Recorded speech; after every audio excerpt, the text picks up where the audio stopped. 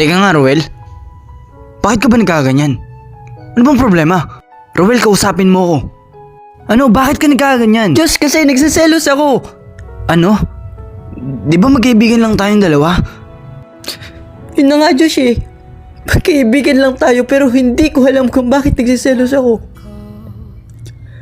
Siguro nga mahal na kita. Siguro nga gusto na kita. Sorry ah. Kung ikaw, hanggang kaibigan lang yung tingin mo sa akin, mas ako hindi. Kasi higit pa sa kaibigan yung nararamdaman ko para sa'yo. Pero Ruel, napag-usapan na natin to, di ba? Josh, oo na. Hindi mo na kailangan ulit-ulitin pa. Pero Josh, kasalanan ko ba? Kasalanan ko bang nahulog ako sa'yo? Kasalanan ko bang higit pa sa kaibigan yung nararamdaman ko para sa'yo? Sorry ah. I'm sorry kung ikaw pinagustuhan ko. I'm sorry kung sa'yo pa tumibok yung pusong to. Wala eh. Tanga-tanga kasi nito eh. Sa dinabi-dami ng tao sa mundo, bakit ikaw pa? Bakit ikaw pa yung nagustuhan? Pero huwag kang mag-alala. Bukas na bukas, nalayuan na kita. And bukas na bukas, hindi mo na ako makikita. Pasensya na. Ruel, hindi yun yung point ko. Ruel, teka. Diyos, ano ba? Kung hindi mo ako kayong malin kaya ng pagmamahal na binibigay ko sa'yo or pagkagusto ko sa'yo, huwag mo na akong pasain. Please lang. Kasi nasasaktan na ako eh. And ayoko na rin umasa. Kasi alam ko namang straight ka. Alam ko namang hindi magiging tayo.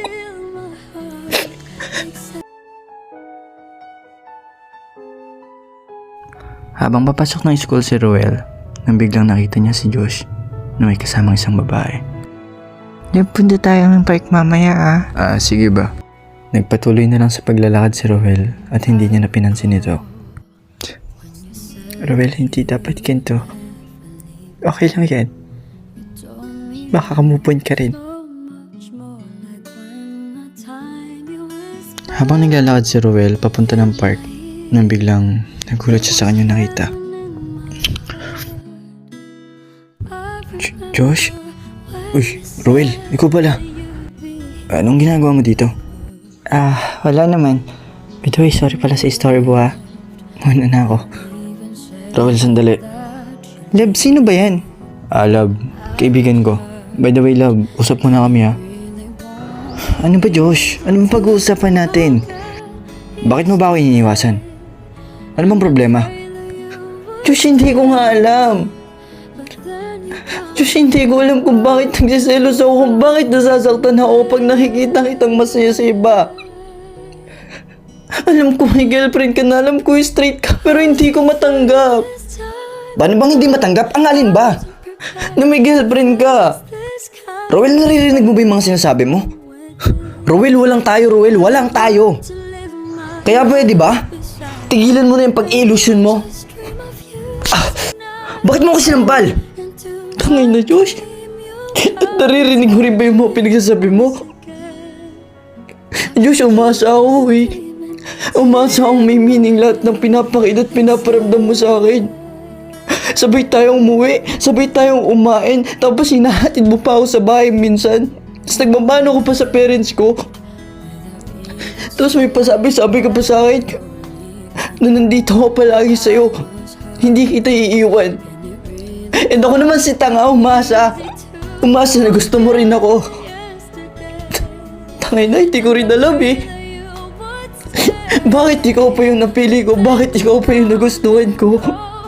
Alam mo, kung pwede lang ibalik yung time na nagustuhan kita, sana hindi na lang kita nagustuhan. Ruel, teka, may paparating! Ruel! Uy, Ruel! Ruel, gumising ka! Tulong! Tulong! Ruel! Uy guys, tulungan niyo. Kawawa naman si kuya.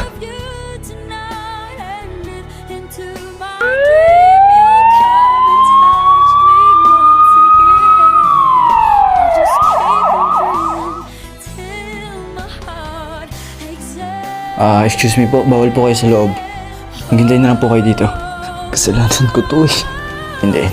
Hindi dapat negative. Kaya yun ni Ruel. Kaya yun ni Ruel.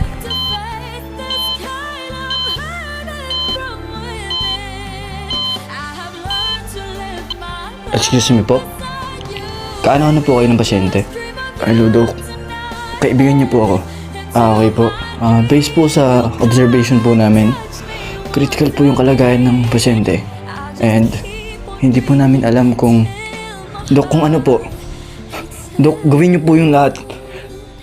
Magbabayad po ako ng malaki. Gawin niyo po yung lahat, okay? Huminahon lang po kayo, okay? Pero hindi po namin mapapangako sa inyo kasi critical na po yung kalagayan niya. Malakas po yung naging impact po nung nangyari sa kanya. Anong klaseng doktor kayo? Doktor lang po ako, pero hindi po ako Diyos. Excuse me po.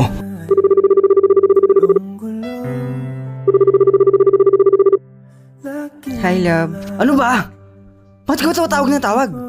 Ha? Bakit ka nagagalit? Masama na bang tumawag sa'yo? Alangan tatawagan kita kasi boyfriend kita, namimiss kita. Ano bang nangyari sa'yo? Ay, sorry. Pwede ba mamaya na tayo mag-usap? Hindi. Ano bang problema? Bakit ka ba nagkaganyan? Aksidente si Ruel. Ruel? Bakit ba puro na lang si Ruel yung buong bibig mo? Ha? Kapag nagde-date tayo, lagi mo kinukwento, ay si Ruel ganto, ganyan. Siya ba yung jowa mo? Alam mo, nakakapagod ka na. Alam mo, tapusin na lang natin to. Love, please. Huwag na yun. Love, please. Hindi. Ayoko na. Pagod na ako sa'yo, Josh. Puro na lang Ruel, Ruel, Ruel. Nakakapagod na. Love, please.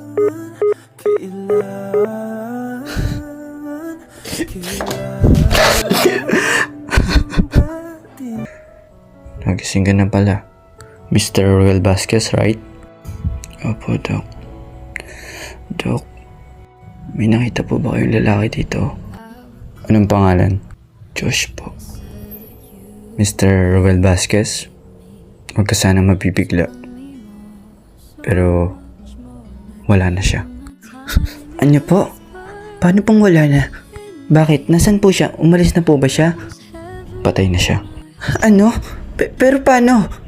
Magkasama lang kaming dalawa eh. Tapos naririnig ko pa nga yung boses niya bago ako tuluyan mawala ng malay eh. Mr. Ruel, I'm sorry to say that pero siya po yung nag-donate ng buhay niya para lang po mabuhay kayo. Malakas po kasi yung impact ng insidente na nangyari sa inyo. Basahin niyo na lang po to. Dok, wala na po bang paraan talaga? Lahat po gagawin ko para lang po mabuhay si Ruel. Please po, gawin niyo po lahat, Dok. Mr. Josh, kumalma po kayo. Pero may isa pa pong paraan para lang po mabuhay siya. Dok, ano po yun? Pero kailangan niya po ng heart donors para po mabuhay po siya ulit. Ano po? Pero saan ako kukuha noon? Hindi ko rin po alam. Excuse me po. Dahil pagod na rin naman na ako sa buhay ko. Ang taong isakripisyo yung buhay ko, mabuhay ka lang, Ruel. Pasensya na sa gagawin kong to. Pasok. Mr. Josh, bakit po kayo nandito? Dok, ready na po ako. Ano pong ready? Anong ibig niyo pong sabihin? Nakahanap na po ako ng donor. Oh, saan po kayo nakahanap? Ako po yung donors. Pero Mr. Josh, hindi po biro yung papasukin nyo. Kayo po yung mawawala. Okay lang, Doc. Ready na po ako. Sigurado po ba kayo? Opo. By the way, Doc, pwede ba ako humingi ng favor sa'yo? Ano po yun? Iabot mo sa kanya tong sulat na to. And kapag nagising siya, sabihin mo sa kanya, basahin niya yung sulat na to. Okay, Mr. Josh, ready na po kayo? Ready na ako, Doc. 1, 2, 3.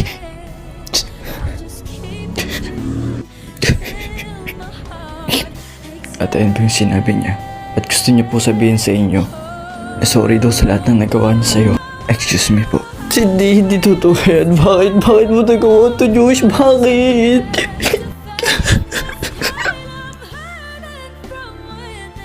Hi, Josh. First of all, I just want to say thank you. Pero bakit mo ginawa yun? Bakit mo dinonate yung buhay mo para lang sa akin? Josh naman eh. Dapat hinayaan mo na lang ako mamatay eh. Bakit ikaw pa? Bakit ikaw pa yung nag-sacrifice para lang sa akin? Pero Diyos, salamat ha. Kasi handa mong ibigay yung buhay mo para lang sa akin. By the way, may gusto pala ako sabihin sa'yo. Josh, usad na ako ha.